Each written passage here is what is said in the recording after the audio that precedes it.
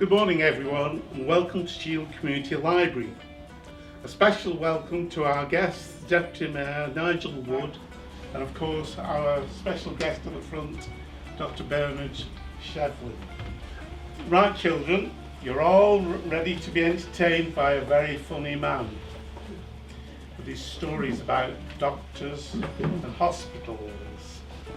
So can we have you clapping for Dr. Bernard Shevlin?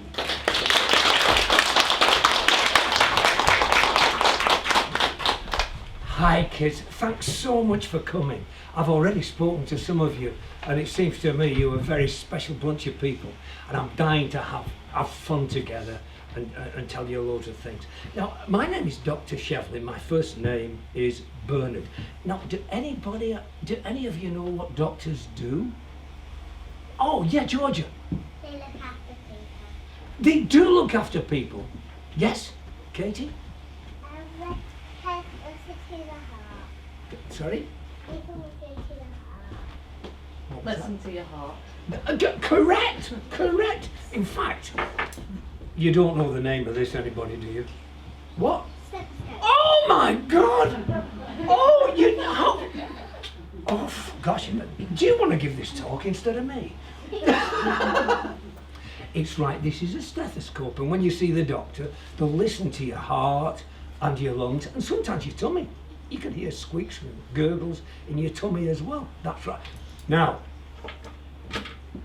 you don't know what this is, of course you don't. But sometimes they want to look in your ear and see if it's poorly.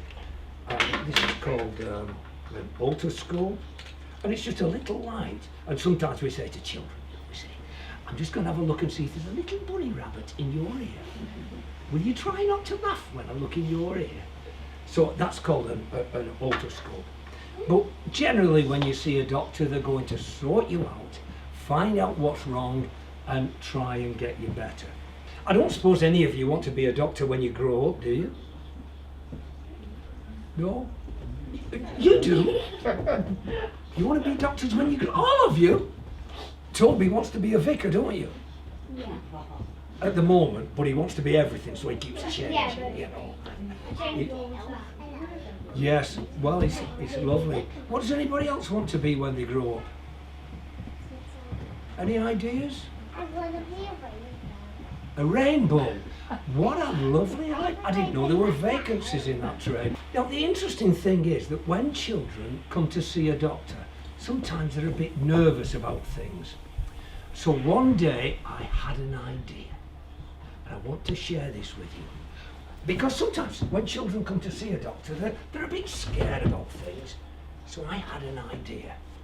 So I went into the waiting room and I'd say, I know the next person coming in. I'd say, is there a little boy called Toby here? Does anybody know a little boy called Toby? Oh, are you Toby? Do you want to come and meet my puppets? I've got lots of puppets. Just follow me. Follow me. Follow me. And you know, the children would come in and then I'd show them all my puppets. And we'd have a lot of... Do you want to see some of my puppets? Would you like to? Okay. Well, this is Marilyn. I'll show you Marilyn. And this is Marilyn. She's a bit noisy sometimes, you know. And this is for sometimes they're very tough kids. And this is Rambo, the psycho killer bunny. Yes, for the very tough children. And this is Rasputin. He looks real, you know. And sometimes I shouldn't tell you this. But sometimes when I'm on an aeroplane, I shouldn't tell you this really. But when they coming round checking the seatbelts, I get Rasputin out and I have him looking at the air hostess when they're checking your seatbelts. It's quite fun sometimes. And once, I was feeling a bit naughty once, and I went to the supermarket to buy some fish. And I said, do you mind if I just check if the fish are fresh? I said to the lady, can I just check if the fish are fresh? She said, of course you can. So we went sniffing all the fish.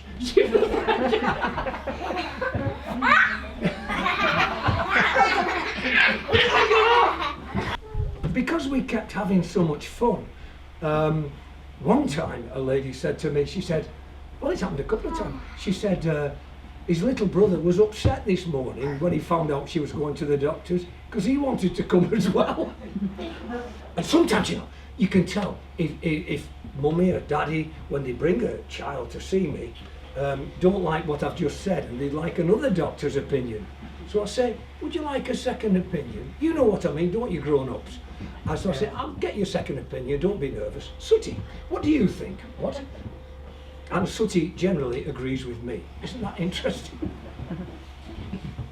I got on so well with children that people used to think that I was brilliant with children. But, I mean, I've studied as good as I can, but I never felt that I was that brilliant. And then one day, you'll never guess what happened. A lady came to see me with a little girl, 7 years old, a bit older than you, but something like your age. And she said, oh, doctor, you've got to help. I said, what's the problem? She said, since the next door neighbour died, she's been having nightmares. You know what they are? Yeah. She won't let me out of her sight. She's having panic attacks. I said, what can I do? What can I do? I'm only a humble doctor. Do you know what she said to me? She said, oh, doctor, you never let us down. Well, I didn't know what to do. Now I've got to tell you. Now I've got to tell you about my children, because I've got 3 children, one of each, and I've got grandchildren now. I've got 4 grandchildren. The youngest boy was so naughty. Do you know what he did? You won't believe this, kids, but I'm going to tell you. He went to see Father Christmas, and he told Father Christmas what he wanted, and then he said, can I ask you another question, please, Father Christmas? And of course, Father Christmas said, of course, little boy. He said, can I have your job when you're dead? Oh, can you imagine that? And another time, when he was a little boy, my wife took him, and we were filling up with petrol at the garage. And he was strapped in the back in his safety seat, in a children's seat. She went and paid, and when she came out, there was a crowd of people around. He not only wriggled out of his clothes, dropped the window, and was standing on the roof of the car with no clothes on, with all these people around laughing. Yes, yes! Well, I'll tell you, he was... You haven't done that, have you? No, I've only took the top off. Oh, you only took the top off. Oh, that's okay, that's okay. That's okay. I thought we had another Henry here. Thanks, Toby. So, anyway, and when I answer the phone, say Dr. Shevlin speaking, he said, this is Henry, said, don't say you're Dr. Shevlin, say you're Henry's dad. So I had to say, yeah, it's funny. So I had to say, Henry's dad here. Now kids, can you imagine this wild boy, this really naughty boy, and I've got to look after him sometimes, so I've got to make up stories. Now, certain things that have got to happen. He's got to be in the stories himself. It's got to be stories about Henry. And they've got to be wild adventures, so that I can hold his attention, yeah? So I started writing these stories, and I wrote these stories. Now, let's go back to this lady with her little girl who's so nervous and frightened. So I said, I don't know what to do. So will you read her one of these bedtime stories every night and tell me if she likes them? Okay. So she read one of these stories every night, and she phoned me up. She said she loves the story. So you know what I did? I wrote a special story for this little girl dealing with her problems, and I gave it to Mum, and she read the story about this little girl, and it cured her. So I thought, oh my gosh, what else can I cure? So I started writing stories. Any children who had problems, I would write them a special story after they've read about Henry and Ho-Ho the elephant. Now, I expect that you all want to hear some of the stories about Henry. Do you? Horrid Henry. would you like to hear about the amazing stories of Henry and Ho-Ho the elephant? Would you? Yes, of course you would, of course you would. Well, I guess you'd like to know about how Henry met Ho-Ho. Well, one day, Henry woke up and it was his birthday. Have you ever woken up it's your birthday? You normally feel happy, don't you? Because he got loads of presents and things, but Henry felt sad. He got loads of presents, but he said, I wonder why I am so sad with all these presents. I can't understand it. Anyway, he opened all his presents and he still felt a bit sad. And then his mum said, oh, I nearly forgot. She said, there is a card here from your Uncle Dennis. Now, Uncle Dennis was a very mysterious character. Henry never met him, but from what he heard about him, he was so funny and crazy that he just loved that Uncle Dennis had remembered his birthday. So his mum said, well, it's a card, but it's not even a proper birthday card. It's just a picture of a tree from our garden. It's just a photograph of a tree. And she turned it over. She said, what does it say? What does it say? Mum said, it's only one of Uncle Dennis's silly rhymes. Read it out, said Henry. Read it out, read it out. And this is what it said. To my dearest nephew Henry, for the nicest birthday dish, just go into the garden and find your dearest wish. So Henry now was feeling good. He went out into the garden, he explored everything in the garden, he found nothing. Then he said, there's a picture of a tree, that must be it. So he went underneath the tree and he was looking along the branch, he looked along every branch, nothing, nothing. And then he said, your secret wish. So that's it, I'll wish. So he began to wish.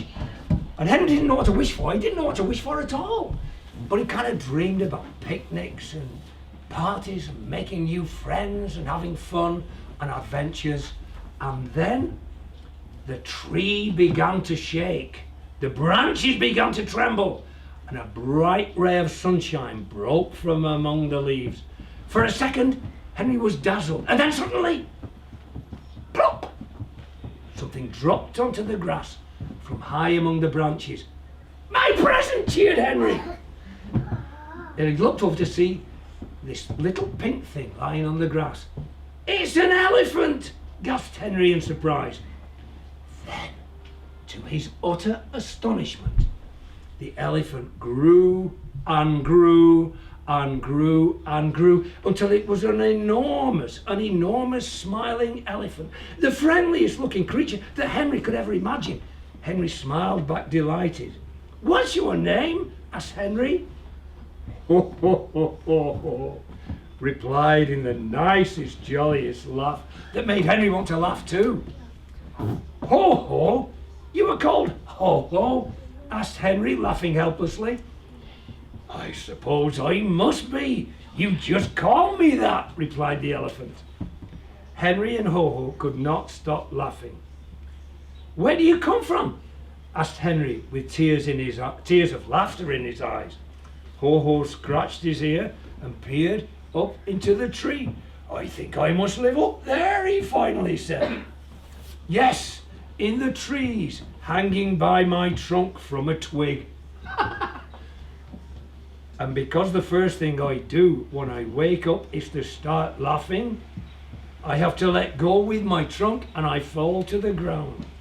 The two friends laughed until tears rolled down their cheeks. But it was all very true. So Henry said, are you really very big or very small? He asked Ho-Ho the elephant. Well, said Ho-Ho, I'm really very big and also very small. They both found that funny and laughed and laughed and laughed. That night, Henry went to bed feeling very, very happy. It wasn't because of his birthday or because he had been given lots of presents. It was because he had been given a new friend. Do you like making new friends? And though he didn't know it at the time, he was to have many, many adventures with his special magic friend, Ho Ho the elephant. And that is how Henry met Ho Ho. Would you like more? Would you like to know how Ho Ho learned to roller skate? Toby, would you like that? Okay. There's 19 stories in this book, by the way. Well, it starts off, Henry says to Ho Ho, "What shall we do today?" Ho Ho smiled. He wasn't very good at making decisions. Elephants aren't, you know. "What would you like to do?" he replied. Henry thought for a minute. He said, "Well, more than anything in the world, I'd like to go to the seaside, but I know that's impossible as it's too far away. We couldn't go on a train, or go on a bus, or fit into a car." "The seaside is wonderful," added Henry, "but we've no way of getting there." Said Ho Ho. "What is the fastest a boy can travel?" "Well," Henry answered, "we can run, we can go on a bike, or roller skates." "What are roller skates?" asked Ho Ho. In a trice, Henry rushed into the back and got a pair of his blue roller skates and strapped them on his feet, and he started roller skating. But he hadn't roller skated for a long time, so he kept falling over. Have you ever fallen over on roller skates? I bet you will. Well, Ho Ho found this so funny. He said, I would like to try." He said, "But you are far too big for my roller skates." Ho Ho said, "Well, perhaps the roller skates are too small, or I'm too big." And then, do you know what he did? He began to shrink down till he became smaller and smaller and smaller until he fitted onto the roller skates. Henry was amazed. And then, to his astonishment, Ho Ho began to grow bigger and bigger. And the amazing thing was that the roller skates seemed to grow with him. So soon, there he was, a full big elephant with perfectly fitting roller skates. "I'm going to try roller skating," he said. So Ho Ho began roller skating. And you can imagine an elephant on roller skates. He kept falling over, he bumped his bottom and his head and everything. But eventually, he became very, very good at roller skating. "Well," said Ho Ho, "I think I'll be very good at roller skating. Let's go to the seaside." So Henry said, "Good idea." So Henry got on the elephant's back and they set off for the seaside. He was an excellent roller skater, and people looked very peculiarly at this elephant with a little boy on its back roller skating on the roads going to the seaside. They arrived at the seaside, and can you imagine, the elephant was very, very hot from all this roller skating. "Oh yes." He said, "What would you like?" And Ho Ho said, "Oh, what I need more than anything is a bucket of ice cream." But where was he to get a bucket of ice cream? Anyway, just then they saw a lady who was in tears. He said, "What's the matter?" said Henry. "Oh," she said, "a naughty seagull just came and stole my valuable ring, and it's so important to me." And she was really in tears. "I can see where it is. It's high up on that cliff there. Can you see it glinting in the sun?" "We'll see if we can get it for you." So Henry and Ho Ho went over to the cliff, and Ho Ho began to stretch. He stretched and stretched and stretched his trunk higher and higher and higher until he managed to get the ring from the seagull's nest high up on the cliff. They went back to see the lady. She could not believe her eyes when the small boy and his friend the elephant returned her ring. She would have given them anything they asked. But there was only one thing a very hot elephant with a very sore, overstretched trunk wanted. Can you guess what it was? Yes! Very good, a bucket of ice cream. Even Henry was impressed by the mess that Ho-Ho made with his reward. He sloshed it in his eyes, in his ears, over his head. All the children came to see the happy elephant eating his bucket of ice cream, and they all had a wonderful time. That night in bed, Henry smiled to himself. What a wonderful day it had been. Ho-Ho had learnt to roller skate. They had been on a wonderful trip to the seaside and found the lady's ring and had a bucket of ice cream. He was exhausted by his adventures, and it wasn't long before he was sound asleep, dreaming of tomorrow. Well, kids, that's how it starts.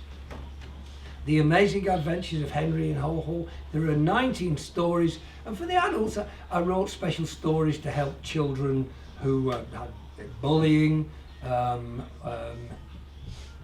people who had upsetting experiences in the past. I even tried for skin conditions and various other things, and the stories are all in the book. Well, it's been really nice talking to you, and thanks for being such a wonderful, wonderful audience. And I do hope that sometime you will enjoy the adventures of Henry and Ho-Ho the elephant. Thank you very much.